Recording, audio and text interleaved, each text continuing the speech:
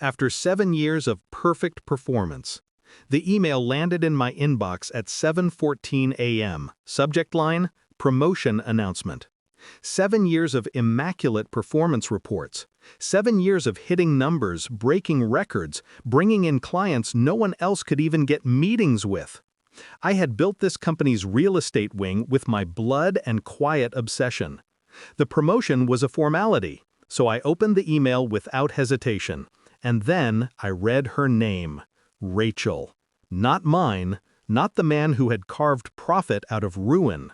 Rachel, her friend, the one who joined less than a year ago. Pretty, reckless, incompetent. A girl who smiled too brightly, laughed too loudly, charmed her way through mistakes. And my wife, the manager of our division, stood behind it, her fingerprints all over the decision. At the bottom of the email, "Congratulations, Rachel, a well-deserved opportunity." Well-deserved. My eyes burned, but my hand didn't shake.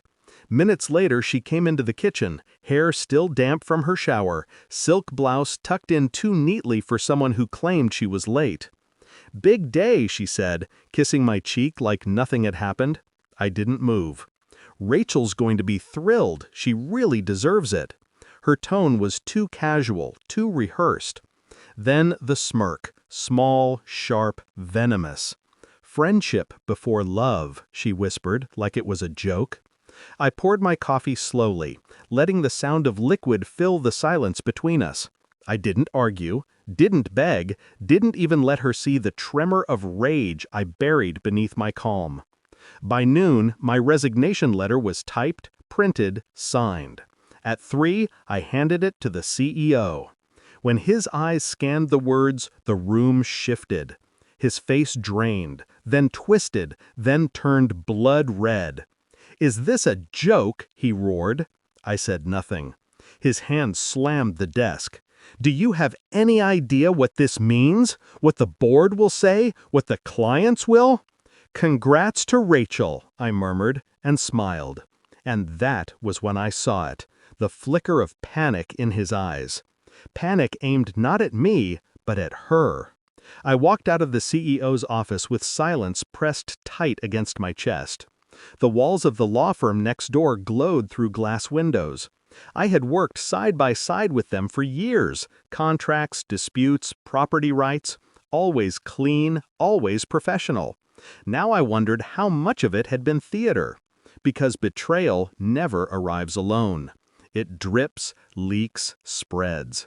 The promotion wasn't just about work, it was personal, intimate. My wife and Rachel, friends, she called them. Late-night strategy sessions, weekend brunches that ran too long, laughter that trailed into whispers. I used to brush it off. Women needed friends, I told myself. But the timing was too neat, the decision too cruel, the smirk too deliberate. I replayed the words, friendship before love. Not a slip, a knife. That night, she slid into bed beside me as though nothing had shifted. The faint scent of perfume that wasn't hers clung to her hair. She faced the other way, scrolling her phone, her shoulders shaking with muted laughter. I lay still, staring at the ceiling, every muscle taut. 7 years of loyalty. 7 years of her being my anchor while I built something for us. And now, I was the fool. Not because she betrayed me, but because she thought I wouldn't see. I began collecting details, quietly, patiently. Her phone lay face down on the counter more often now. Passcodes changed without warning. Notifications silenced. At the office, I watched Rachel. She played the part too well, smiling at clients, lingering in the CEO's doorway, leaning into conversations with calculated charm.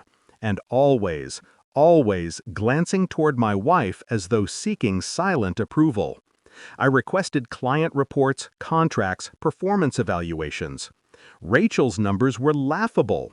My numbers carried the division. The disparity was obvious, unless you wanted it hidden.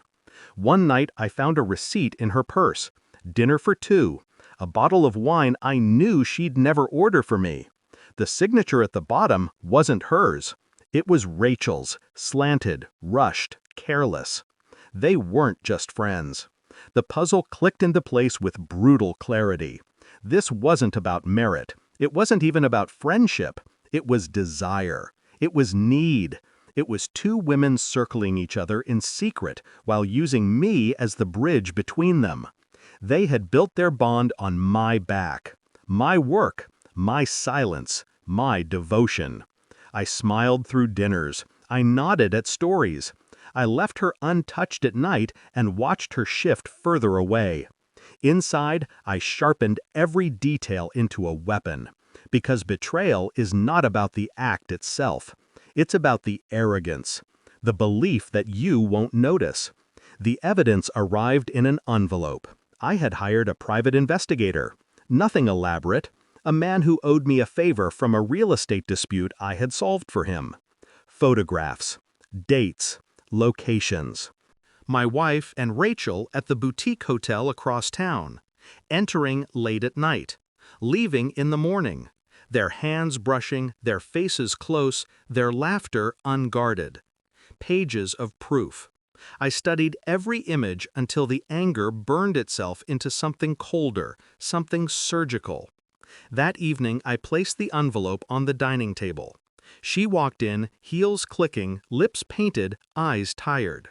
She froze when she saw it. "What's this?" I didn't answer. She opened it, pulled the photographs out. One by one, her face drained. Her lips parted, then shut. Her hands shook. Finally, she whispered, "You followed me?" "No," I said. "I didn't need to. You left pieces everywhere." Tears welled in her eyes, but I felt nothing. "You don't understand." "I understand perfectly," I cut in, voice flat. Her breath hitched. She waited for rage, for screaming, for the explosion that never came. Instead, I poured myself a drink, and the silence between us screamed louder than any words. The next morning, I requested a private meeting with the CEO. I handed him Rachel's performance records, client reports, and the photographs. Not of their affair, but of their secret dinners, their shared cab rides, their constant contact during work hours. Enough to frame the promotion not as a decision of merit, but as collusion. He paled. "Jesus Christ, do you realize the liability this creates?" I said nothing. He buried his head in his hands. "The board will tear this place apart. Clients will walk." His eyes shot up to mine. "You knew. That's why you resigned." I smiled. By noon, word had spread through the corridors. Rachel was escorted from the building. My wife was summoned to HR. Whispered rumors thickened like smoke. That evening, she stormed into the house, eyes red, voice raw. "How could you? Do you know what you've done?" I leaned back in my chair, calm, detached. "What you've done," I corrected, "was hand me your career on a silver platter." She broke then, tears, pleading, fury. She wanted me to fight, to scream, to prove I still cared enough to bleed. But I had already walked away. In the weeks that followed, the company unraveled. The CEO scrambled to control the fallout. Rachel disappeared. My wife, soon-to-be ex-wife, packed her things with shaking hands, her silence louder than her excuses. I never raised my voice, never explained myself. Because revenge doesn't always need noise. Sometimes it's the absence of it, the hollow calm that leaves the betrayer to choke on their own choices. 7 years I had given her, 7 years of loyalty. And in the end, all it took was one smirk, one careless betrayal to free me from the illusion. When the final papers were signed, she tried one last time. Her voice cracked. "Do you even feel anything?" I looked at her for the last time. "Nothing," I said, and I meant it. Love had blinded me. Betrayal cured me.